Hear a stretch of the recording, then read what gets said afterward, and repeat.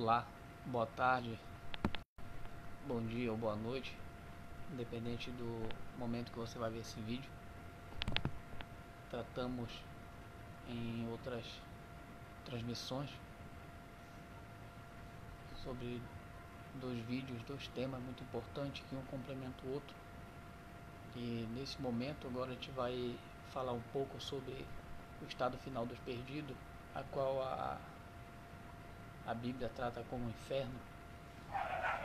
Eu falei um pouco no último vídeo sobre a preocupação de Deus com o estado final da nossa alma. E nesse momento agora eu quero trazer esse estado final, para onde uma alma vai, céu ou inferno, né? Nós temos muitos conceitos, nós temos guardado em nosso coração e nossa mente muitas formas de entender isso, mas nada melhor do que um estudo aprofundado da Bíblia para explicar melhor, para a gente entender sobre esse tema. Como eu li na parábola do rico e do Lázaro, a gente vai ou para um lugar ou para outro, independente de nós mesmos, né? Depois da morte segue-se o juízo, diz a Bíblia. Nós temos que fazer nosso destino ainda enquanto a vida há esperança. E nós vimos muito sobre a realidade da alma, né, no estado intermediário. E agora eu quero falar sobre uma parte desse estado. Vamos falar em outro vídeo sobre o céu, que é lindo também, é algo maravilhoso. Eu tenho aqui a Teologia Sistemática do Dr. Norman Geisler.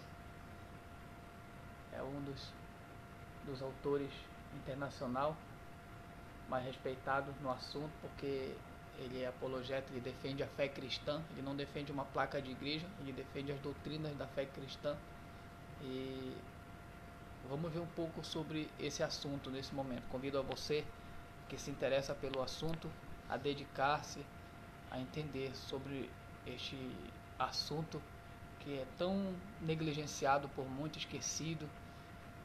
E vamos ver agora, é o momento de Deus com certeza nos abençoar no entendimento. Não é obrigado uma pessoa a se tornar evangélica ou deixar de ser o que seja para ela entender. Ela precisa entender melhor as doutrinas do cristianismo. Precisamos entender para depois refletirmos e tomarmos decisões na nossa vida. Vamos ver o estado final dos perdidos.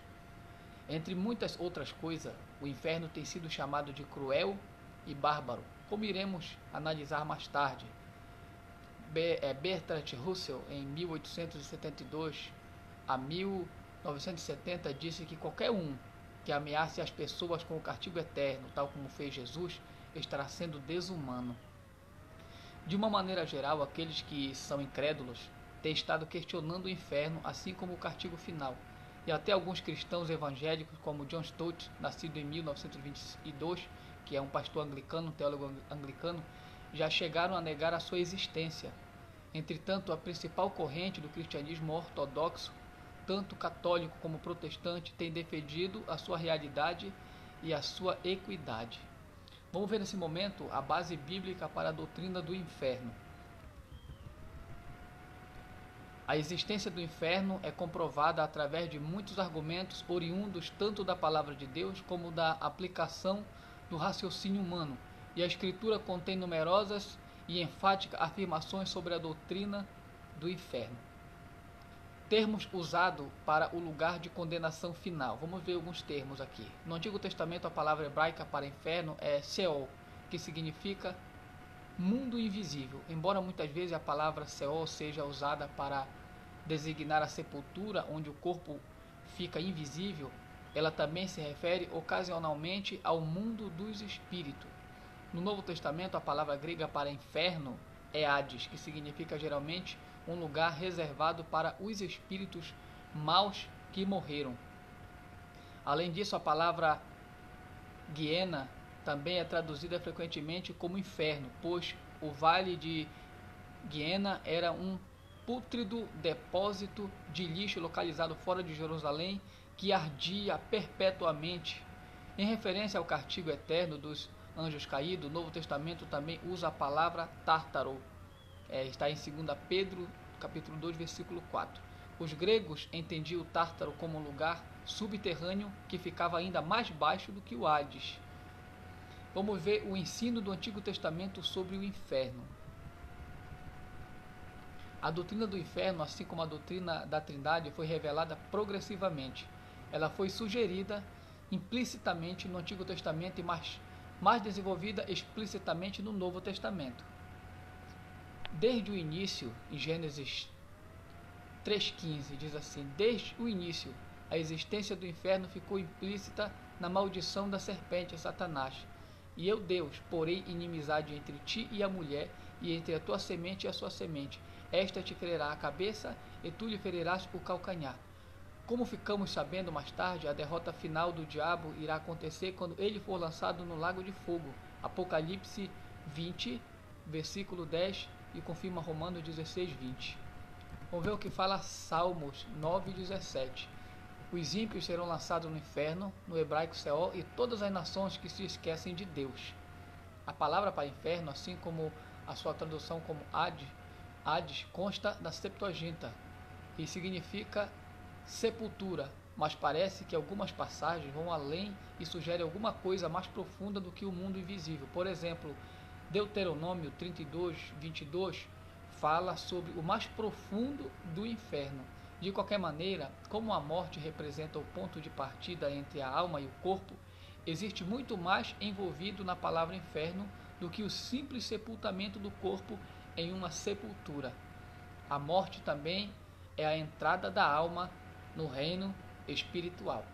Vamos ver Salmo 16, versículo 10 e 11. Pois não deixarás a minha alma, diz Davi, no inferno, no Seol, nem permitirás que o teu santo, Jesus Cristo, veja a corrupção. Far-me-ás ver a vereda da vida, e na tua presença a abundância de alegria. A tua mão direita há delícias perpetuamente. Assim como no Antigo Testamento e também em outras passagens, a palavra Seol significa mais do que sepultura para um crente. Ela também significa mais do que sepultura para um incrédulo. Especificamente, isso inclui o mundo espiritual, para o qual a sepultura representa simplesmente uma entrada. Daniel 12, versículo 12 diz o seguinte: e muitos dos que dormem no pó da terra ressuscitarão, uns para a vida eterna e outros para a vergonha e desprezo eterno. Isaías 66, 22 e 24 diz assim: porque como os céus novos e a terra nova que hei de fazer estarão diante da minha face, diz o Senhor, assim há de estar a vossa posteridade e o vosso nome. E será que desde uma festa da lua nova até a outra, desde um sábado até o outro, virá toda a carne a adorar perante mim, diz o Senhor. E sairão e verão os corpos mortos dos homens que prevaricaram contra mim, porque o seu verme nunca morrerá, nem o seu fogo se apagará, e será um horror para toda a carne. Vamos ver aqui algumas crenças judaicas intertestamentárias sobre o inferno. Na era entre o Antigo e o Novo Testamento, fontes religiosas judaicas faziam referência ao inferno. O autor de 4 Macabeus disse: por causa do cruel assassinato que cometestes, irás sofrer eternamente nas mãos da justiça divina um adequado castigo pelo fogo, porque tua impiedade e crueldade irás suportar tormentos até o fim. Em um destino eterno, a justiça divina te entrega a um fogo eterno e rápido, e aos tormentos que não te abandonarão por toda a eternidade. Uma grande luta e um grande perigo para a alma aguardam em eterno tormento aqueles que transgridem os mandamentos de Deus. Isso está em Macabeus. O que foi dito agora está no livro de Macabeus, que não tem na Bíblia protestante, na Bíblia evangélica. Nós vamos ver as palavras do historiador Flávio Joséfo sobre o inferno. Foi um grande historiador dos tempos do Novo Testamento. Semelhante às afirmações feitas por Cristo, o historiador judeu Joséfo, do ano de 37 a 100, escreveu um discurso aos gregos a respeito do Hades. Olha só o que ele disse. Hades é um lugar do mundo que não foi regularmente terminado. É uma região subterrânea onde a luz desse mundo não brilha. Por causa dessas circunstâncias, pois nesse lugar a luz não brilha, e não se pode lá estar a não ser em perpétua escuridão. Essa região foi destinada para dar custódia às almas, das quais os anjos foram nomeados guardiões, e a elas eles distribuem castigos temporários, apropriados às suas maneiras e ao seu comportamento. Nessa região existe um certo lugar separado, como se fosse um lago de fogo perpétuo, onde supomos que ninguém tenha sido lançado até agora, mas que está preparado para um dia pré-determinado por Deus, no qual um justo castigo irá e será aplicado merecidamente a todos os homens. Eles receberão esse castigo eterno por terem dado causa à corrupção, enquanto os justos irão receber um reino incorruptível e eterno. Eles estarão então confinados no Hades, mas não no mesmo lugar onde os injustos estarão confinados. Deus permite um castigo eterno aos amantes de palavras iníquas. A eles pertence esse fogo perpétuo e sem fim, um certo bicho ardente que nunca morre e nem destrói o corpo, mas que continua a emergir desse corpo para que ele nunca cesse de lamentar. Essas foram as palavras do historiador Flávio Joséfo, foi essa a conclusão que ele teve a respeito da doutrina na sua época do Hades.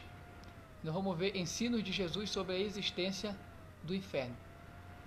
Talvez o mais forte dos argumentos sobre o inferno como lugar de castigo para aqueles anjos e seres humanos que rejeitaram a Deus seja aquele que o Senhor Jesus Cristo, a segunda pessoa da Santíssima Trindade, anunciou repetidamente. Na verdade, ele poderia falar muito sobre o inferno, sim, tanto quanto falou sobre o céu. Vamos ver a primeira referência de Jesus falando do inferno. Está em Mateus 5, versículo 29 e 30. Diz assim: portanto, se o teu olho direito te escandalizar, arranca-o e atira-o para longe de ti, pois te é melhor que perca um dos teus olhos do que todo o teu corpo seja lançado no inferno. E se a tua mão direita te escandalizar, corta e atira para longe de ti, porque te é melhor que um dos teus membros se perca do que todo o teu corpo seja lançado no inferno. Esta linguagem aqui não é uma linguagem literal, mas uma linguagem hiperbólica. Jesus está dizendo aqui que se existe algo em nossa vida que nos traz o escândalo ao pecado, então nós temos que resolver, nós temos que cortar este mal, nós temos que dar um jeito de resolver este mal, e só em Jesus Cristo podemos cortar este mal através do sacrifício que ele fez na cruz. Ele mesmo, só ele pode cortar este mal pela raiz. A outra referência está em Mateus 10, 28. Não temais os que matam o corpo e não podem matar a alma. Temei antes aquele que pode fazer perecer no inferno a alma e o corpo. Mateus 11, 23 diz assim: E tu, Cafarnaum, que te ergues até os céus, serás abatida até os infernos. Porque se em Sodoma tivessem sido feitos prodígios que em ti se operaram, teria ela permanecido até hoje. Mateus 13, versículo 40 e 41 diz assim: Assim como o joio é colhido e queimado no fogo, assim será na consumação deste mundo. Mandará o Filho do Homem, que é Jesus, os seus anjos, e eles colherão do seu reino tudo o que causa escândalo e os que cometem iniquidade. Mateus 13, 49 e 50 diz assim: Assim será na consumação dos séculos. Virão os anjos e separarão os maus dentre os justos e lançá-los-ão na fornalha de fogo. Ali haverá pranto e ranger de dentes. Mateus 22, 13 diz: Disse então o rei aos servos: Amarrai-os de pés e mãos, levai-os e lançai-os nas trevas exteriores. Ali haverá pranto e ranger de dentes. Mateus 23, versículo 15 e 33. Diz assim: ai de vós, escribas e fariseus hipócritas, porque percorreis o mar e a terra para fazer um prosélito. Depois de ter feito, fazei-lhe o fio do inferno 2 vezes mais do que vós. Serpente, raça de víboras, como escaparei da condenação do inferno? Mateus 25:41 diz assim: no seu sermão do monte, nosso Senhor declarou: apartai-vos de mim, malditos, para o fogo eterno preparado para o diabo e seus anjos. Marcos 9, versículo 43 e 48 diz: se a tua mão te escandalizar, corta, melhor é para ti entrares na vida aleijado, do que tendo as 2 mãos ir para o inferno, para o fogo que nunca se apaga, onde seu bicho não morre. O fogo nunca se apaga. E se o teu pé te escandalizar, corta, melhor é para ti entrares coxo na vida, do que tendo os 2 pés sendo lançado no inferno, no fogo que nunca se apaga, onde o seu bicho não morre e o fogo nunca se apaga. E se o teu olho te escandalizar, lança-o fora, melhor é para ti entrares no reino de Deus com um só olho, do que tendo os 2 olhos ser lançado no fogo do inferno, onde o seu bicho não morre e o fogo nunca se apaga. Lucas 12, versículo 5 diz: eu vos mostrarei a quem deveis temer. Temei aquele que depois de matar tem poder para lançá-lo no inferno. Sim, vos digo a esse, temei. Lucas 16, 19 e 31.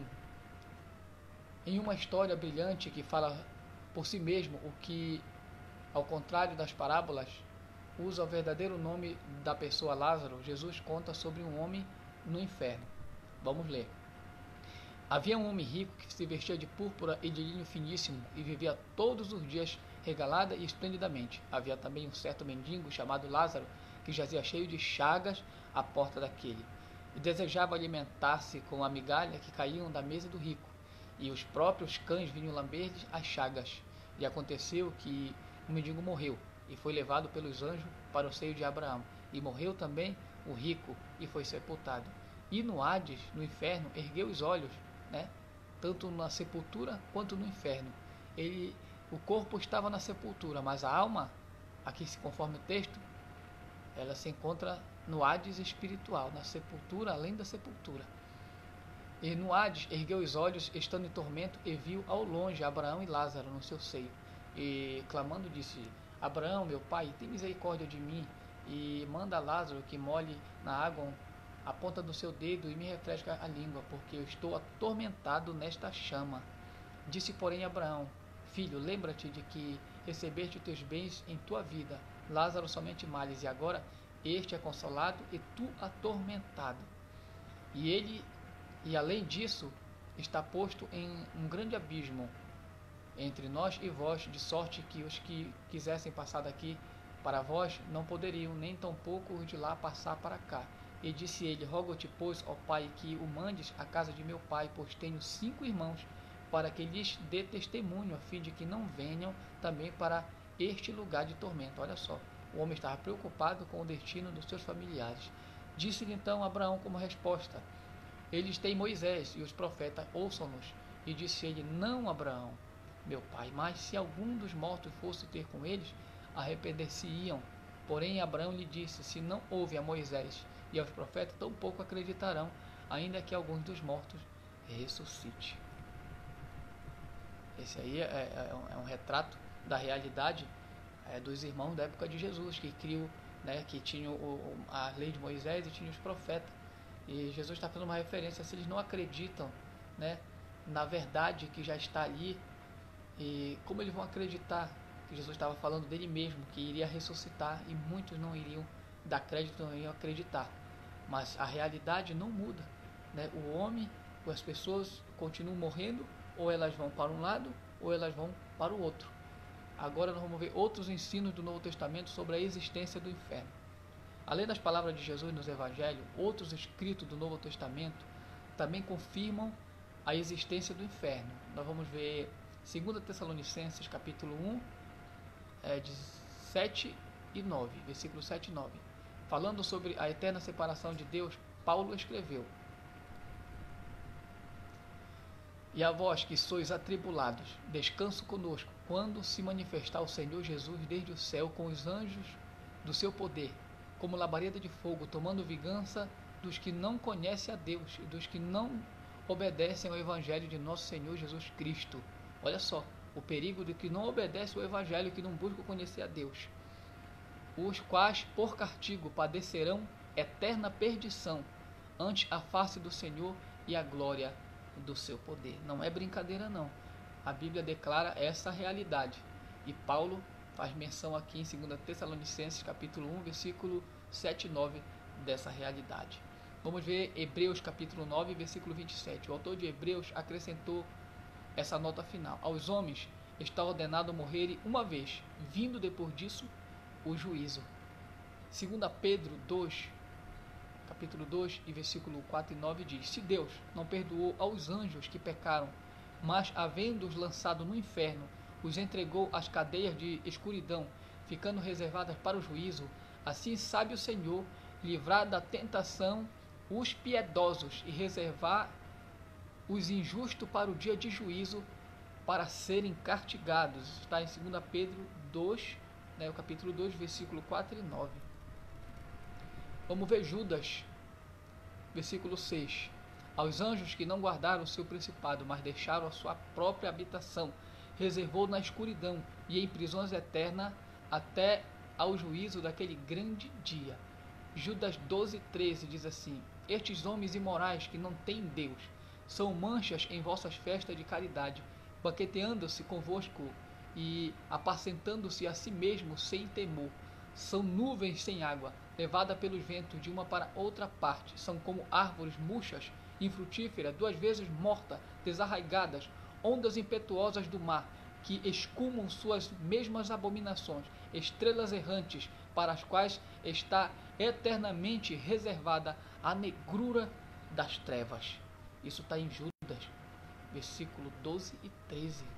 Que forte esse texto. Apocalipse 2, versículo 11 diz assim: quem tem ouvidos, ouça o que o Espírito diz às igrejas. Presta atenção, o Espírito de Deus trabalha com a igreja e trabalha na igreja. Olha só, Apocalipse 2, capítulo 11 diz: quem tem ouvidos, ouça o que o Espírito diz às igrejas. O que vencer não receberá o dano da segunda morte. Você quer ver Deus falar melhor com você, trabalhar melhor na sua vida?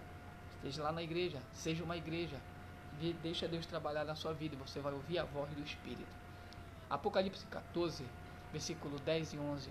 Também o tal, ou seja, a besta, beberá do vinho da ira de Deus, que se deitou, e não misturado no cálice da sua ira, e será atormentado com fogo e enxofre diante dos santos anjos e diante do Cordeiro, e a fumaça do seu tormento sobre para todo sempre. Apocalipse 19, 20 diz assim: a besta foi presa, e com ela o falso profeta, que diante dela fizeram os sinais com que enganou os que receberam o sinal da besta e adoraram a sua imagem. Estes dois foram lançados vivos no ardente lago de fogo e de enxofre.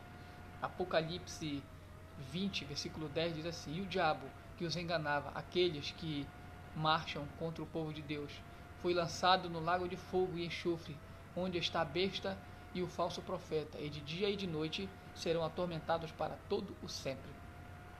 Apocalipse 20, versículo 11 e 15 diz: e eu, João, vi um grande trono branco, e o que estava sentado sobre ele, de cuja presença fugiu a terra e o céu, e não se achou lugar para eles. Ouviram os mortos, grandes e pequenos, que estavam diante do trono.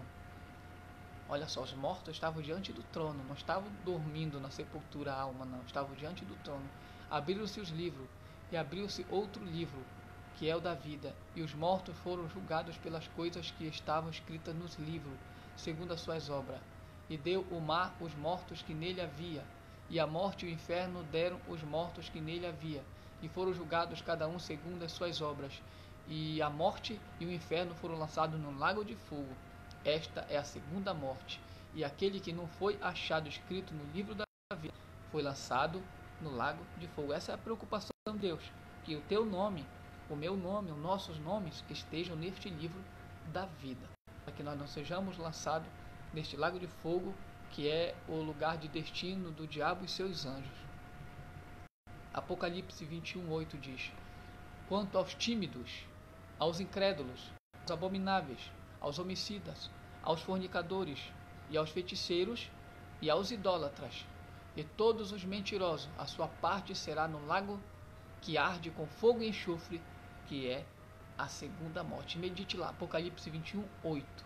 Quanto aos tímidos, aos incrédulos, aos abomináveis, aos homicidas, e aos fornicadores, e aos feiticeiros, e aos idólatras, e a todo mentiroso, a sua parte será no lago que arde com fogo e enxofre, que é a segunda morte. Aqui a gente viu a base bíblica, viu, para essa doutrina do inferno. Agora a gente vai ver a base teológica para a doutrina do inferno. E essa base teológica é maravilhosa. Vamos ver a base teológica para a doutrina do inferno. Vários atributos, alguns que são de Deus e outros que são nossos, exigem a existência do inferno. As características de Deus que requerem o inferno são a sua justiça, seu amor e sua soberania. As características da humanidade que requerem são a depravação e a dignidade humana. Então nós vamos ver a justiça de Deus, existe o inferno. Um dos atributos de Deus é a justiça. E essa justiça, ela exige a realidade de um inferno. Além das afirmações diretas da Bíblia, as Escrituras apresentam muitas outras razões para a existência do inferno. Uma delas é que ele é uma exigência da justiça. E Deus é justo. Isto confirma Romanos 2. Ele é tão puro de olhos que não pode ver o pecado. Abacuque 1:13. Para com Deus não há acepção de pessoas. Romanos 2:11. E não faria justiça o juiz de toda a terra. Gênesis 18:25. Não deixa de ser um simples fato que os maus devem ser punidos nesta vida. Porém, muitos observaram que os ímpios às vezes prosperam. Salmo 73:3. Assim, será necessário que exista um lugar de punição além da vida para os ímpios, para preservar a justiça de Deus. Na sua vigorosa defesa, Jonathan Edwards, que foi um ótimo homem de Deus lá do século 17, 1703 a 1758, ele observou que mesmo um único pecado merece o inferno. Preste atenção. Jonathan Edwards, ele observou que mesmo um único pecado, né, já merece um inferno, porque Deus é santo. E na presença de Deus, os nossos pecados precisam ser aniquilados, perdoados, para que então a gente possa se apresentar diante dele. Vamos ver o que o Dr. Edward falou aqui. Ele diz o seguinte: o Deus santo e eterno não pode tolerar qualquer pecado, quanto mais então uma multidão de pecados diários em pensamento, palavras e atos. Isso tudo acrescido do fato de rejeitarmos a imensa misericórdia de Deus, e adicionado a isso a disposição do homem de encontrar falhas na justiça e na misericórdia de Deus, teremos evidências abundantes da necessidade do inferno. Desta maneira, se tivéssemos uma verdadeira consciência espiritual, não ficaríamos admirados com a severidade do inferno, mas com a nossa própria depravação. O que ele está dizendo? Ele está dizendo, poxa, se a gente entendesse, se tivesse a consciência da gravidade dos nossos pecados, né, a existência do inferno não seria nada, porque o inferno existe, né, devido à existência da nossa própria falha. E se Deus criou um inferno para colocar, encaixar esses que falham nessa categoria, então é porque nossos pecados são muito ofensivos diante de Deus. E é isso que Jonathan Edwards está comentando aqui. Vamos ver outro atributo de Deus que exige o inferno. O amor de Deus exige o inferno. Vamos ver. A Bíblia mostra que Deus é amor. 1 João 4,16. E o amor não pode ser coercivo, mas persuasivo. Um Deus de amor não pode obrigar, preste atenção, um Deus de amor não pode obrigar as pessoas a amá-lo. Respondemos ao seu amor livremente, e não porque somos obrigados. 1 João 4,19 e 2 Coríntios 9, versículo 7. Deus não se impõe sobre os seres humanos contra o arbítrio que lhes concedeu. Mateus 23 e 27. Capítulo 23, versículo 27. De modo que aqueles que não desejam amar a Deus devem ser desobrigados desse sentimento. Aqueles que decidem não estar com ele devem ter permissão para ficar separados dele. O inferno é a eterna separação de Deus. Deus não força. Deus nos dá livre-arbítrio, liberdade de decisão, né? Deus não pode forçar, Deus só pode atrair. A Bíblia diz que Jesus, antes de ir para a cruz, ele disse: quando eu for levantado na cruz, no madeiro, atrairei a muitos para mim. Ele não estava forçando e não está. Ele quer que a gente decida a nossa vida. Vamos ver outro atributo de Deus que exige o inferno. É a soberania de Deus, exige um inferno.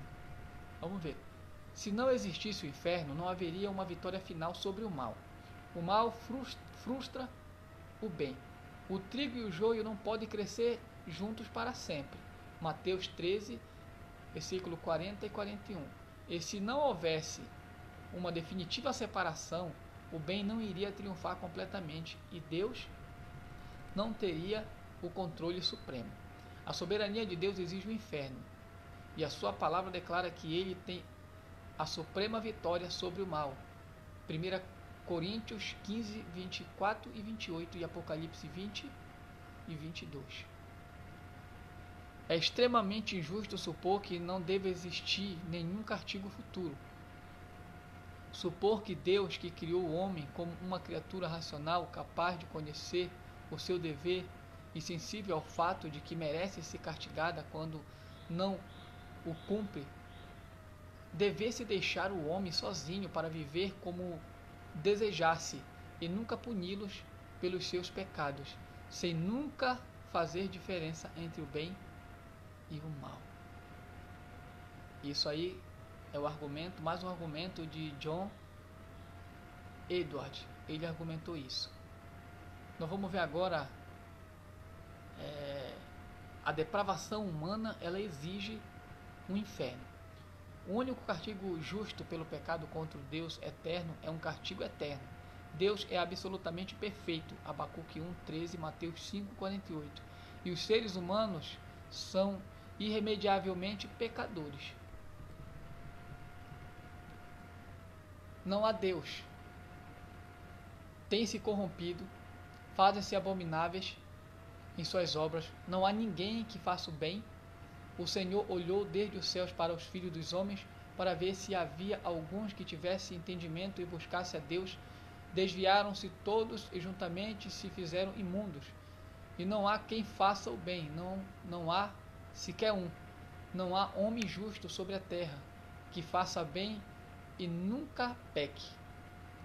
Não há retidão na boca deles, e o seu íntimo são verdadeiras maldades. A sua garganta é um sepulcro aberto, lisonjeiam com a sua língua. Aguçaram a língua como serpente, e veneno de víboras está debaixo dos seus lábios. A sua boca está cheia de imprecações, de enganos e de astúcia. Debaixo da sua língua está a malícia e a maldade. Os seus pés correm para o mal e se apressam para derramar o sangue inocente. Os seus pensamentos são pensamentos de iniquidade, destruição e quebrantamento há em suas entranhas. Não conhece o caminho da paz, nem há juízo nos seus passos. As suas veredas tortuosas as fizeram para si mesmo. Todo aquele que anda por elas não tem conhecimento da paz. Não há temor de Deus perante os seus olhos. Nós sabemos que tudo o que a lei diz aos que estão debaixo da lei, o diz para que toda a boca esteja fechada e todo o mundo seja condenável diante de Deus, porque não há diferença, porque todos pecaram e destituídos estão da glória de Deus. Este aqui é o retrato, né? É o retrato do mundo. Esta é a realidade do mundo sem Cristo, da pessoa sem Deus. Ela não consegue refrear esses impulsos, essa natureza. Então, esse é o modo de Deus trabalhar para transformar todos esses defeitos através do caráter de Cristo em nós, para nos livrar de toda a condenação culpável do mundo. O homem mais sábio que já viveu disse: vede, isto Tão somente achei que Deus fez o homem reto, mas ele buscou muitas invenções. Eclesiastes 7, versículo 29. Em iniquidade somos formados. Salmo 51, versículo 5. E somos por natureza filhos da ira. Efésios capítulo 2, versículo 3. Porquanto as criaturas de Deus, tendo conhecido a Deus, não glorificaram como Deus, nem lhe deram graças. Antes, em seus discursos se desvaneceram, e o seu coração insensato se obscureceu. Dizendo-se sábios, tornaram-se loucos e mudaram a glória do Deus incorruptível em semelhança de imagem de homem corruptível, e de aves, e de quadrúpedes, e de répteis. Romanos 1, versículo 21 e 23. Como pode alguém supor que a depravada e impenitente rebelião contra uma impecável e imaculada santidade não mereça a ira de Deus? A dignidade humana existe o inferno. Deus criou os seres humanos para serem livres. Ele não poderá forçar as pessoas a irem para o céu contra essa liberdade. Assim, a dignidade humana exige o inferno. Jesus disse: Jerusalém, Jerusalém, Jerusalém, que matas os profetas e apedrejas os que te são enviados. Quantas vezes quis eu juntar os teus filhos como uma galinha junto com seus pintinhos debaixo das asas, e tu não quisestes. Mateus 23 e 37.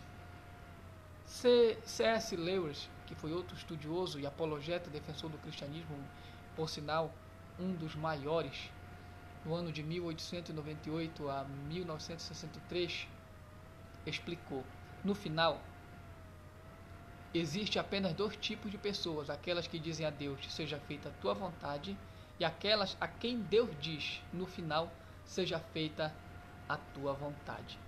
Deus não está forçando, Deus está atraindo, está esperando a pessoa pela liberdade de decidir.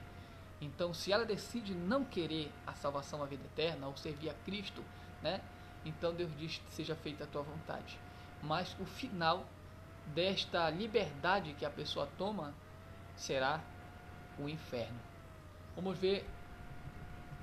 A cruz de Cristo exige um inferno. A cruz de Cristo é uma outra exigência da existência de um inferno. A cruz está no centro do cristianismo. Ela representa o verdadeiro propósito da vinda de Cristo a esse mundo. Sem ela, a salvação seria impossível. E somente através da sua obra poderosa, receber a libertação dos nossos pecados, Romanos 3, 21 e 16, Jesus sofreu uma inimaginável agonia e até a separação do seu amado Pai. Hebreus 2:10, Hebreus capítulo 2, versículo 10 e 17, e Hebreus 5, versículo 7 e 9. À espera da cruz, o seu suor tornou-se em grandes gotas de sangue. Lucas 22, versículo 44. Porque existiria a cruz e todo esse sofrimento se não houvesse um inferno? Uma boa pergunta. Por que existiria a cruz e todo esse sofrimento, que é o sofrimento de Jesus, se não houvesse um inferno? Se não houvesse um inferno para evitarmos, então a cruz teria sido em vão.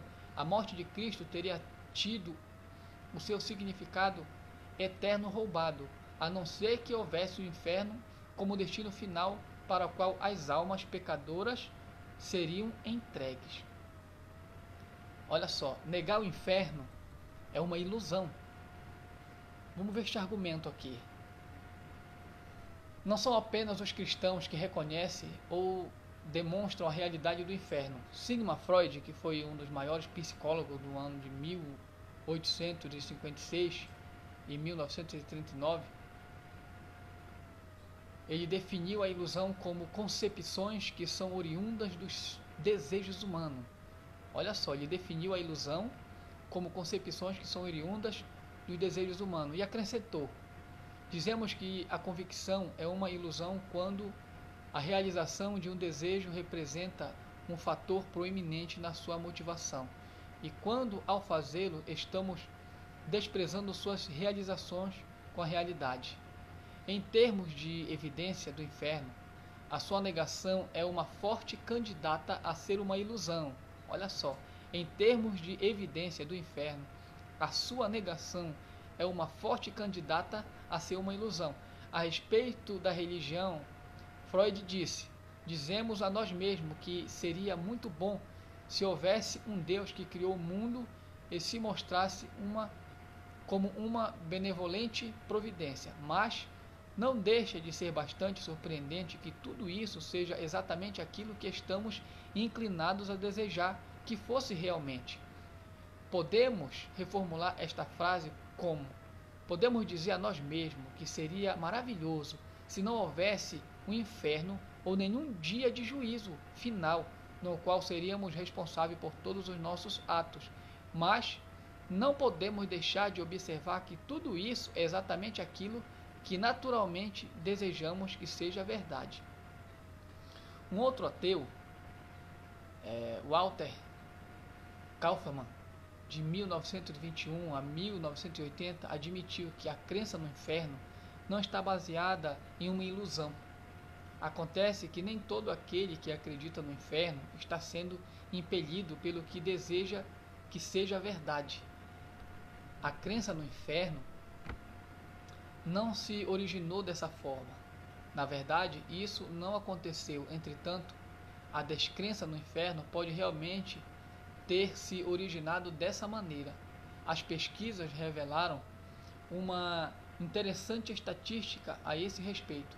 Embora a maioria das pessoas da América do Norte acredite na realidade do inferno, poucas acreditam que vão para lá. E isso poderia ser, uma ilusão ainda maior do que aquela dos que negam a existência do inferno. Agora a gente vai ver a natureza, a localização e a duração do inferno. Como é o inferno? Talvez você tenha essa curiosidade. Aonde ele está localizado? E o inferno vai durar muito tempo? Ou é momentâneo? Como é o inferno? Onde fica? Quanto irá durar? Esses e muitas outras perguntas têm sido objeto de discussões teológicas durante séculos. Vamos ver agora a natureza do inferno. A natureza do inferno representa uma realidade horripilante. Estar no inferno é o mesmo que ser deixado nas trevas e no sofrimento para sempre. O inferno é como uma estrela errante, uma nuvem sem água, um depósito de lixo que queima perpetuamente, um poço sem fim, uma prisão eterna. O inferno é um lugar de angústia e pesar. Usando o título de um livro maravilhoso de C.S. Lewis, o inferno é como um grande divórcio, uma eterna separação de Deus. 2 Tessalonicenses, capítulo 1, versículos 7 e 9. Existe na linguagem bíblica um grande abismo entre o céu e o inferno, de modo que ninguém poderá passar de um lado para o outro. Lucas 16, versículo 26.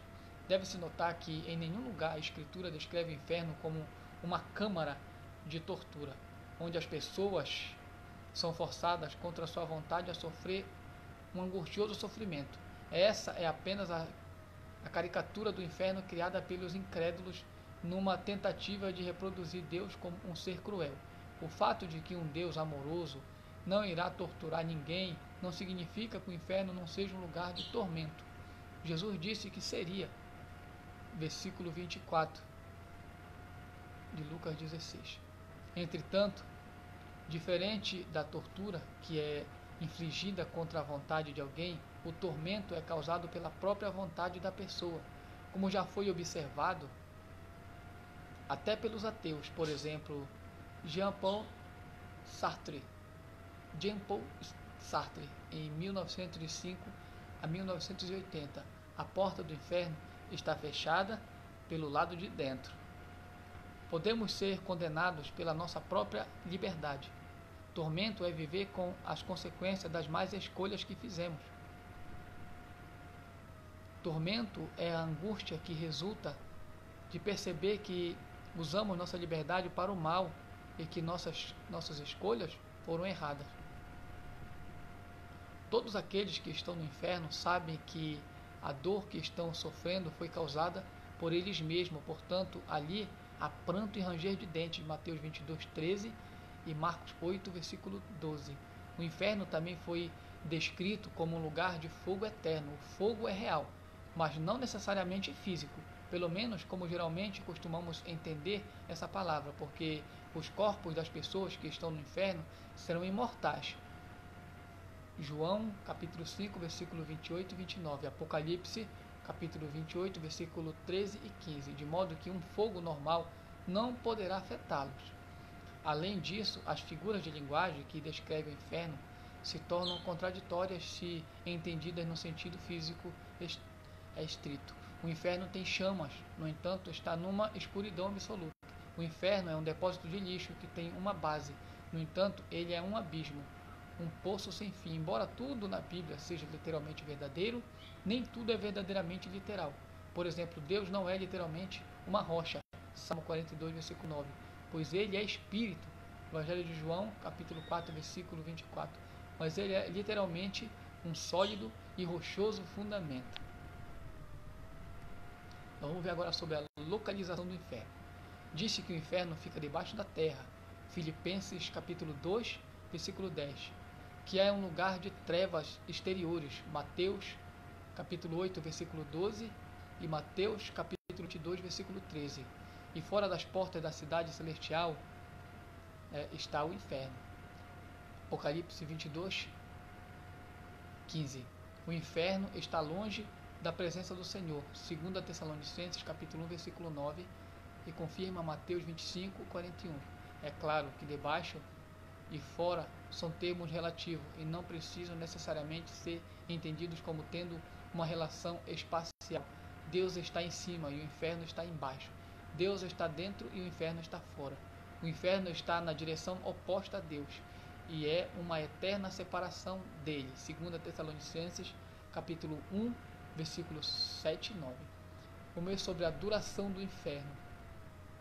Os aniquilacionistas argumentam que quando a palavra grega é traduzida como eterno, aionios, é aplicado ao céu, ela significa interminável, mas quando aplicado ao inferno, ela significa fim. Como veremos a seguir, isso é inconsistente e incorreto, ou seja, é errado limitar a duração do inferno, enquanto a duração infinita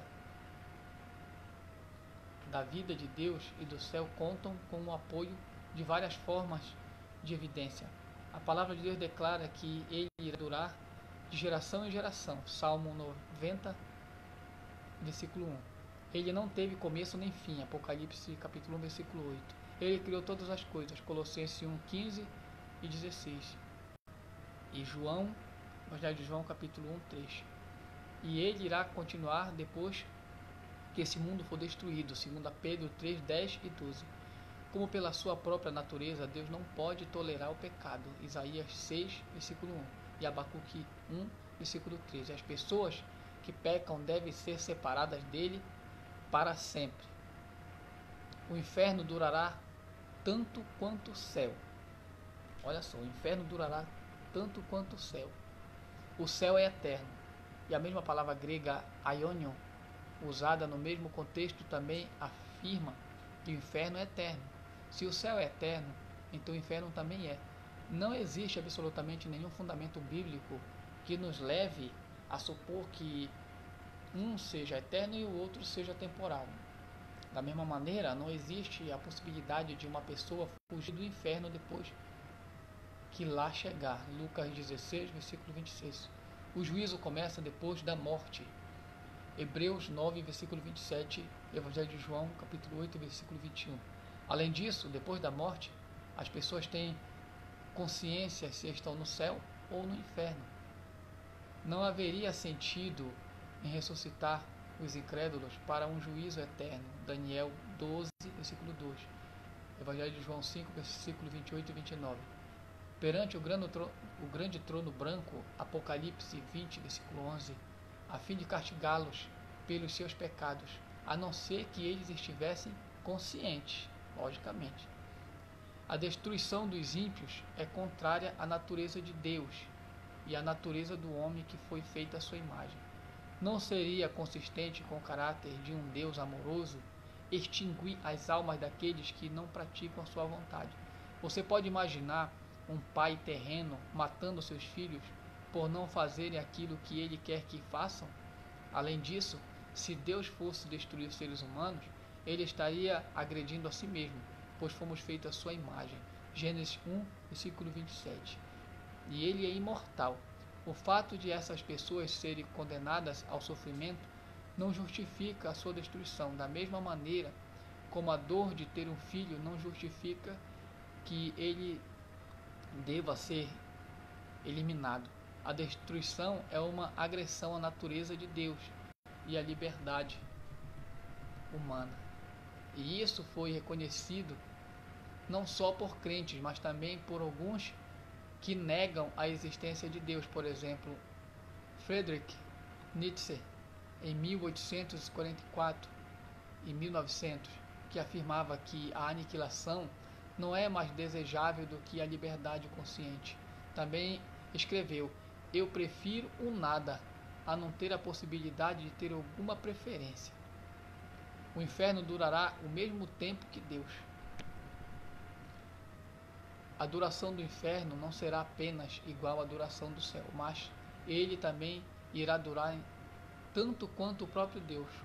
O mesmo termo que significa eterno, aionion, é usado para todos os três.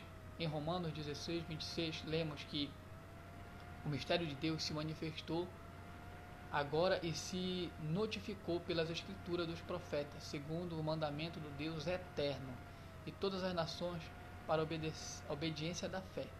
Como o inferno foi reservado para aqueles que viveram para o pecado, em vez de viverem para o Deus eterno, ele irá durar tanto tempo quanto durar o eterno Deus contra o qual eles pecaram para sempre. Então, aí foi a exposição sistemática do Dr. Norman Geisler sobre a realidade do inferno, a doutrina sistemática do inferno. Espero que vocês tenham entendido. Depois, se você puder compartilhar o vídeo, compartilhe o vídeo com seus amigos, compartilhe com quem você puder compartilhar, escute com mais paciência, veja uma, duas vezes se possível, para você entender. Esta é a doutrina ortodoxa do cristianismo a respeito do inferno. É uma realidade, como já falei sobre a alma ela irá para esse lugar ou para o céu, na qual em outro vídeo eu vou falar também sobre o céu. O céu é algo maravilhoso, é algo que nós não podemos descrever tudo, como eram as palavras. O céu é magnífico, é maravilhoso, e foi feito para você, foi feito para mim, foi feito para todos nós. E esses vídeos espero que estejam ajudando, e que Deus abençoe a todos. Fique com Deus. Obrigado por me acompanhar até agora.